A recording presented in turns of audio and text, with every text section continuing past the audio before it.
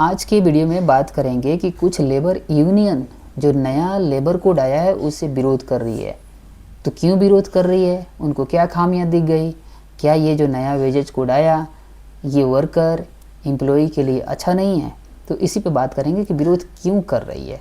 ठीक है, नया वेजेज कोड पार्शियली तौर पे लागू हो चुका है और ये फुल्ली तौर पे लागू भी कर दिया जाएगा 1-2 महीने के ट्रायल पे, क्योंकि अभी ट्रायल चल रहा है, पार्शियली लागू भी हो गया है।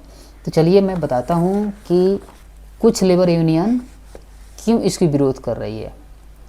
तो देखिए, पहला ये बात बता रही है लेबर यूनियन कि अब जो है नया वेजेज कोड में वर्करों की टाइमिंग 12 घंटा तक की जा सकती है, 12 घंटे की शिफ्ट बनाया जा सकता है। पहले कितना था, 8 घंटा का। तो उनका मानना है कि अब जो है वर्करों का शोषण हो सकता है। कंपनी 12 घंटा काम कराएगी, 8 ही घंटे का पैसा देगी। ऐसे भी वो सोच रहे हैं कि कंपनी 12 घंटा काम कराएगी, 8 ही घंटे का पैसा देगी। या फिर वो एम्प्लॉई जो सक्षम नहीं है 12 घंटा काम करने का, उनको ज़बरदस्ती 12 घंटा काम कराया जाएगा, तो वो भी एक तरह से शोषण हो गया। तो इस चीज़ का हवाला ये कुछ लेबर यूनियन दे रही है, इसके लिए विरोध प्रदर्शन हो रहा है। लेबर यूनियन कर रही है और देश में भी हो भी रहे हैं, कुछ लोग कर रहे हैं। दूसरा है कि हायर एंड फायर जो पॉलिसी आसान हो जाएगी कंपनी के लिए, कि जो अब जो है 300 तक जिस कंपनी में कर्मचारी हैं वो बिना सरकार को बताए छटनी कर सकते हैं।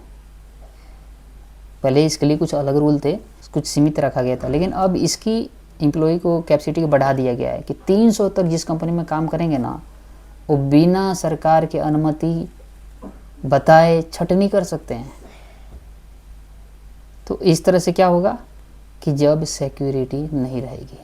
तो इसके लिए भी कुछ लेबर यूनियन विरोध कर रही है और देश में विरोध हो रहा है। यूनियन का ये भी मानना है कि अगर कोई कर्मचारी या ग्रुप ऑफ कर्मचारी चाहे, वर्कर चाहे, तो हड़ताल पे नहीं जा सकता है। उसको 14 दिन पहले बताना पड़ेगा कंपनी को, तभी वो जा सकता है, नहीं तो माने नहीं होगा। कंपनी कुछ भी उसके अगेंस्ट में कार्रवाई करेगी। तो अगर वर्कर हड़ताल पे पहले जाता था तो उसके कुछ नियम थे, ठीक है ना, वो जा सकता था। लेकिन अब 14 दिन पहले बताना है, तब जाकर के वर्कर हड़ताल कर सकता है।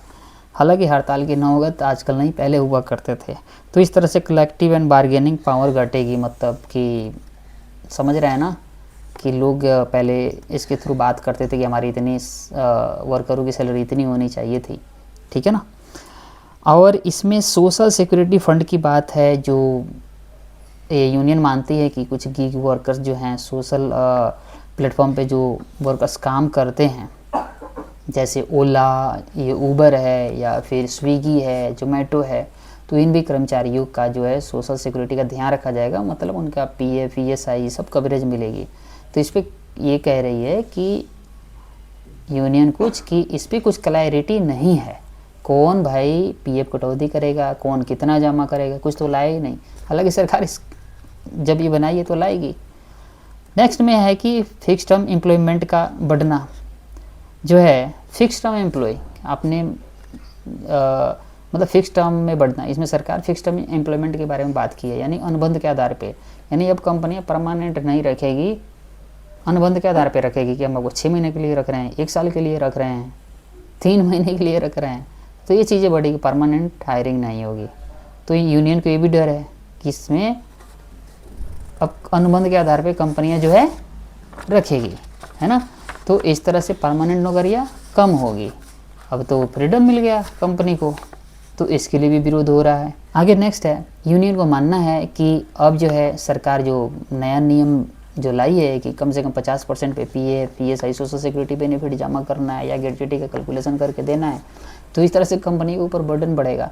तो जब बर्डन बढ़ेगा तो कंपनियाँ जब में कटौती करेगी, जिससे वो लोगों को काम नहीं मिलेगा। हालांकि मुझे लगता नहीं है, मेरा थॉट्स है, आप लोग सोचिएगा कि क्या सच में जब घटेगी। मुझे तो नहीं लगता है कि जब घटेगी या कुछ ज़्यादा ये इम्पैक्ट करेगा, कुछ भी नहीं करेगा। लेकिन हाँ, उन्होंने एक ऐसा ये भी कह रहे हैं वो लोग, ठीक है ना, कि ऐसा कुछ हो सकता है। आगे मानना है कि अभी जो है स्टेट गवर्नमेंट अभी कुछ रूल बनाई ही नहीं, सेंट्रल गवर्नमेंट इसको ज़बरदस्ती लागू करना चाहती है। यानी अभी बनाएगी स्टेट, तब तक ये लागू करा देंगे। यानी उनकी भी रूल होनी चाहिए, है ना। तो उनका मेन मकसद था कि इससे क्या होगा कि काम के घंटे बढ़ेंगे। पॉइंट में जान लीजिए इसका कि 8 घंटे से 12 घंटा हो गया, नौकरी की सिक्योरिटी कम हो जाएगी, यूनियन की शक्ति कम होगी और मजदूरों पर कंपनियों का नियंत्रण होगा, यानी वो जैसे चाहेंगे वैसे चलाएंगे। ये इनको खूब डर है, ठीक है ना। आपका क्या इस पे राय है? क्या जब सिक्योरिटी कम होगी, क्या जब में कमी आ जाएगी, या फिर वर्करों का एक्सप्लॉइटेशन होगा, शोषण होगा? आपका क्या इस पर राय है? इस वेजेज कोड के आने के बाद आप अपना राय ज़रूर कमेंट बॉक्स में रखिएगा। मिलते हैं अगले वीडियो में, तब तक के लिए नमस्कार और बाय।